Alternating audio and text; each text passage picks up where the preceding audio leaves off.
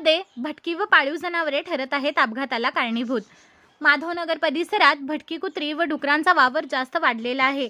माधवनगरमधील मुख्य रस्त्यावरून जी वाहतूक ये जा करीत असते त्याच रस्त्यावर मोठ्या प्रमाणात जी भटकी म्हणता येणार नाहीत, जी पाळीव जनावरे डुकरे आहेत ती मोठ्या प्रमाणात मुख्य रस्त्यावर ठाण मांडून असतात आणि वेळोवेळी अपघाताला कारणीभूत ठरत असतात।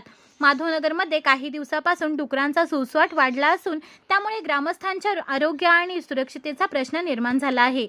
गावातील वॉर्ड क्रमांक 1 मध्ये डुकरांच्या टोळ्या मुक्तपणे वावरत आहेत। त्यामुळे जागोजागी कचरा विखुरला जात आहे। दुर्गंधीचे साम्राज्य पसरले आहे, परंतु ग्रामपंचायत प्रशासन याकडे जाणीवपूर्वक दुर्लक्ष करत आहे।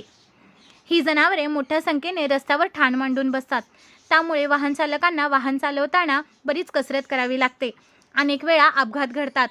5 ते 6 दिवसापूर्वी माधवनगर रविवार पेठ येथील मुख्य रस्त्यावर अशा जनावरांमुळे मोठा अपघात झाला होता।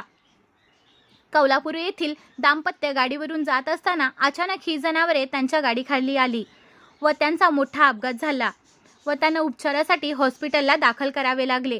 तसेच यासारख्या 2 घटना येथेच घडल्या आहेत। यामुळे नागरिक त्रस्त आहे। प्रशासन जाणून बुजून याकडे दुर्लक्ष करीत आहे। लवकरात लवकर या जनावरांचा बंदोबस्त करावा अशी मागणी नागरिकातून होत आहे।